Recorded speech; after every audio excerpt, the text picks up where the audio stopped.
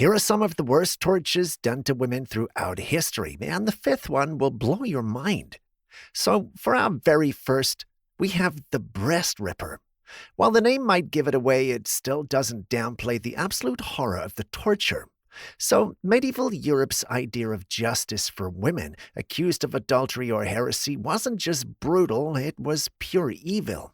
The breast ripper, sometimes called the iron spider because, well, why not make it sound even creepier? The thing was a set of hooked red-hot iron claws designed for one purpose, to mutilate flesh, and they'd clamp it onto a woman's breast, sear the flesh, and then yank it, and it would all be ripped off. Let that sink in. Yeah, cruel. The poor unfortunate lady would be forced to sit in a chair while this evil spider-like contraption gripped her breast firmly, and Lord help her, they decided to use the heated version. It basically yanks her boobies apart one at a time, with the heat making the pain more excruciating. This massive jerk literally tears her breast tissue from her body, leaving her to bleed. That's really horrible. Imagine surviving that absolute horror, assuming you didn't bleed out or die from infection, only to walk around with a mangled body as a walking warning to anyone. It's basically a "see this" banner around your chest. Like they didn't just want to punish those they deemed guilty, they wanted to make a spectacle out of their suffering, forever scarring the victims both physically and socially. This is what happens to women who step out of line. It was sadism dressed up as morality, a public display of control over women's bodies and autonomy. But wait, there's even more. Sometimes they'd use it during interrogations to force confessions, because nothing says due process like torturing someone into admitting guilt, right? And get this, it wasn't just some rare shadowy tool used once a year. No, they'd pull this thing out in town squares, crowds gathering like it was a damn festival, and trust me, it definitely was not PG. The breast ripper was an absolute horror, but the next torture item on our list seems to have been conjured straight from hell. And for the second evil torture, I'll be talking about the iron chair, because if medieval torture devices had a most sadistic design award, this bad boy would win hands down. The iron chair was a massive metal seat covered in hundreds of spikes. Now, imagine being forced to sit on it, bare-skinned, while someone slowly adds weights to your lap as the spikes dig deeper with every pound. Yeah, it's exactly as horrifying as it sounds. I stumbled across this nightmare of a contraption while digging into witch trials and heresy punishments. It turns out it wasn't just a general torture tool, it was weaponized purely against women. So yeah, if you were accused of witchcraft, adultery, heresy, well, congratulations. You got a front row seat, literally, but unfortunately on the iron chair. It's not really a shock to know. The spikes weren't just for pain, they were strategically placed to pierce thighs, arms, and backs, turning your body into a disfigured and bloodied mess. And here's where it gets even more messed up. They'd sometimes heat the metal because someone thought, well, why not add burns to puncture wounds? So you decide to cheat a little on your husband, thinking the golden rule is not to be caught. But if you are, you end up being bundled in front of a jeering crowd, buck naked, forced to sit on a not-so-nice-looking chair.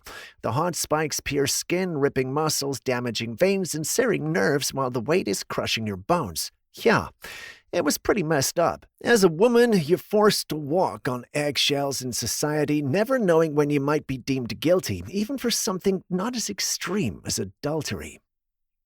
All right, fellas, sit tight, because the third method takes a high seat on every table of the twisted and the sadistic. We have actual amputation. So, while making this video, I found myself scrolling through ancient penal codes, and I stumbled on something called the 5 punishments. One of them, which means chopping off of a foot. Yep, you read that right. Turns out ancient China during the Qin and Han dynasties around 200 plus BCE used this as a legal penalty for crimes like theft or rebellion. But for women, it got extra twisted. If you were accused of adultery or moral corruption, they'd cut off your feet not just to punish, but to humiliate you. Some regions made it sicker by cutting off parts like the nose. Yep, women accused of shaming their families had their noses yanked off, worse off, in front of a whole crowd. Imagine surviving that in a society where your face literally defined your worth. Men might get off their crimes with fines or exile, but women? Nah, cutting off body parts seemed like the only option. Losing a foot or a nose meant losing not just your mobility, but social status and any shot at a respectable life. Oh, and survival rates? Well, let's just say infection and blood loss weren't really a priority in ancient medicine. So, yes, I agree, history wasn't fair to women for the most part of ancient civilizations. While amputation is evil, the fourth torture equipment had to take a lot of twisted thinking to come up with. So we have the Iron Maiden, the ultimate nightmare fuel for medieval torture folktales. Imagine a huge human-sized iron cabinet shaped like a sarcophagus, a fancy word for an Egyptian-like tomb lined with dozens of inward-facing spikes. So what happens is this, you might ask. The victim gets shoved inside, the door slams shut, and crunch. Trust me when I say claustrophobia would be the least of your problems. Those spikes pierce the body from every angle, arms, legs, torso, and eyes, but not enough to kill instantly. Nope, the agony drags on as you bleed out slowly, screaming into a tomb of cold metal. The spikes were often unevenly placed to avoid vital organs, maximizing the experience of suffering. Some versions even had a drainage system at the bottom to collect blood because efficiency matters to the sadists of the medieval era. And let's not miss out on the details of how dramatic these torture spectacles can be. They'd parade these contraptions in town squares to terrify folks into obedience. Need a confession? Toss someone in an Iron Maiden and crank the door tighter until they spill. Back in those days, every woman could randomly be accused of being the source of plagues, droughts, making them easy targets to these brutal tortures. So far, we've seen some really sick torture equipment, but what we have still left will probably leave you with nightmares. So at number 5, we have the heretic's fork, which was a device so diabolical it makes Silence of the Lambs look tame.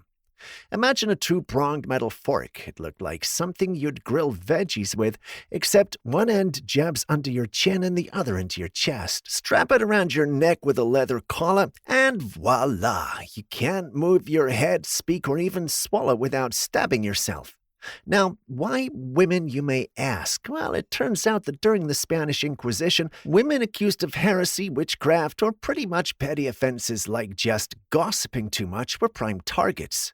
The church at the time loved using this thing to shut them up literally. If you tried to deny the charges, the fork spikes dug deeper. If you stayed silent, the pain from holding your head rigid for hours or days would break you.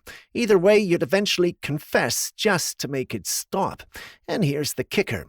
It wasn't designed to kill you. No, the prongs were just long enough to torture without delivering a quick death, ensuring victims suffered the pain long enough for them to renounce their witchcraft or any other bogus accusations they had on their necks.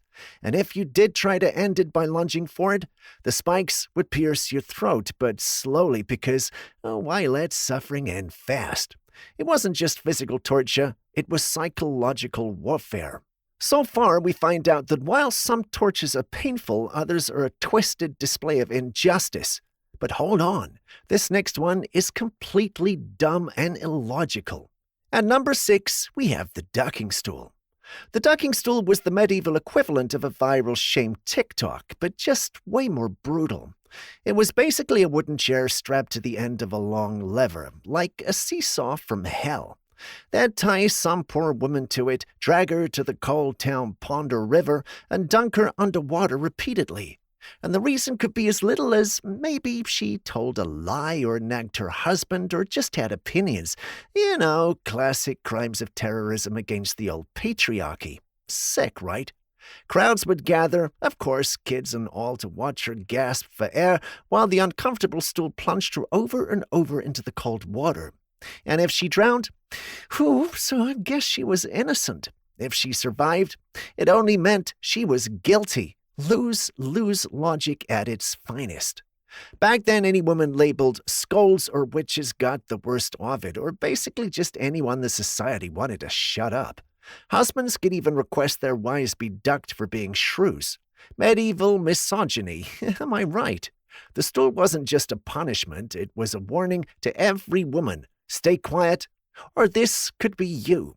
So, yeah, next time someone calls the past the good old days, remind them about the ducking stool. History's a real dunk tank sometimes. So, yeah, medieval justice wasn't just cruel, it was creative. And if you were a woman, God help you. Okay, until next time, stay curious, folks, and maybe don't argue too loudly. So if you loved our video, hit the like and subscribe buttons, and also turn on the notifications so you don't miss a badass video from us.